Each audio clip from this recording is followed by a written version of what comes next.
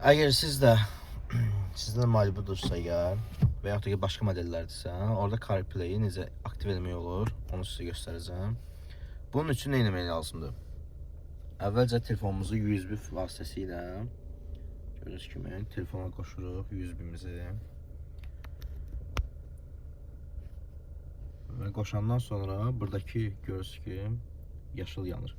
Yəni bir də göstərim sizə və yaşıl yanır və ona daxil olduqda artıq siz CarPlay-ə qoşulmuş olursunuz. Burada da YouTube işləmir. Ne üçün işləmir YouTube? Təhlükəsizliyi üçün. Yəni yolda gedəndə fikriniz videolarda falan olmasın deyə təhlükəsizlik baxımından YouTube işləmir. Və bu yaxşı bir şeydir. Amma qalan zəng, hər bir Telegram, mesaj, WhatsApp falan hamısı burada işləyir. Görürsünüz ki, 2 dənə WhatsApp-ım var, kontakt və bunlar işləyir. Waze ki, əla formada işləyir burada. Çox gözəl.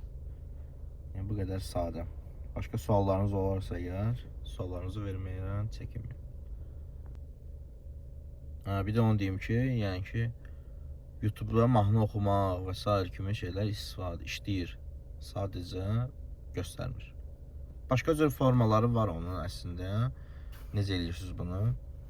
Təbii ki, siz bura iPhone-unuzu, yəni Apple-unuzu, telefonunuzu yəni özəlliyindən çıxardırsınız belə deyək, telefon kimi çıxardırsınız. Onda ki, işləməyiniz iPhone-ları eləsiniz daha yaxşı olar. Onda YouTube göstərir.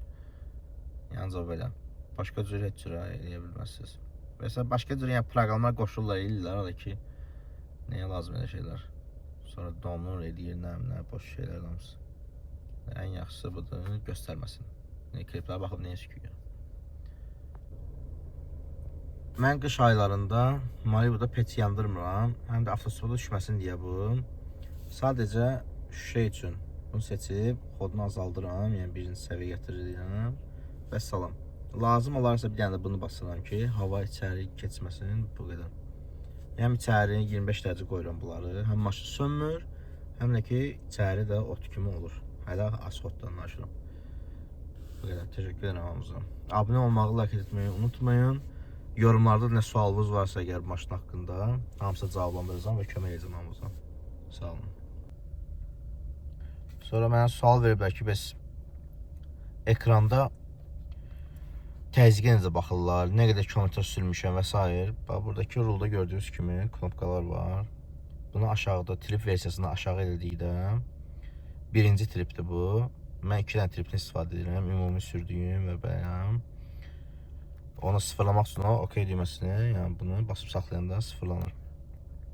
Sonra aşağı düşdükdə ümumi nə qədər kilometr sürə bilərsən. Görürsünüz ki, 671 kilometr sürə bilərəm. Bu onun, nə deyirlər buna? Maşın həqiqi özü sürür də, o deməkdir. 25 sürət seçsən, ancaq 25 ilə gedir, böyle bir şeydir. Adı prosu yadımdan çıxdı mı? Aşağı düşdü, timer'dır.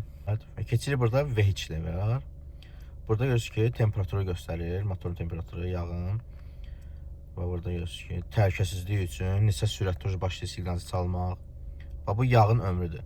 99% ömrü qalıb. Bu 50% oldu, yəni ki 5000 sürmüşsünüz artıq. Bu hava filtrinin ömrüdür, 100%-dir. Çünki tez dəyişmişəm yağın hava filtrini. Bu mənim yağımın davlensidir. Bu havalı təkərlərin havasıdır. Görürsünüz ki, arxa sağ boşalıb biraz. 2-3 olmalıdır bunlardan. Motor. Ekoya keçdikdə isə görürsünüz ki, Ekoda belə bir şey var ki, görürsünüz 5 dənəsini kvota alıb. Nə deməkdir o? Yəni ki, ekonom sürüşdür o. 5 dənədən yuxarı sərt sürüş sayılır. O ki, benzə təbii ki, təsir edir. Yəni bu qədər. Yəni burada belə bir söhbətlər vardır.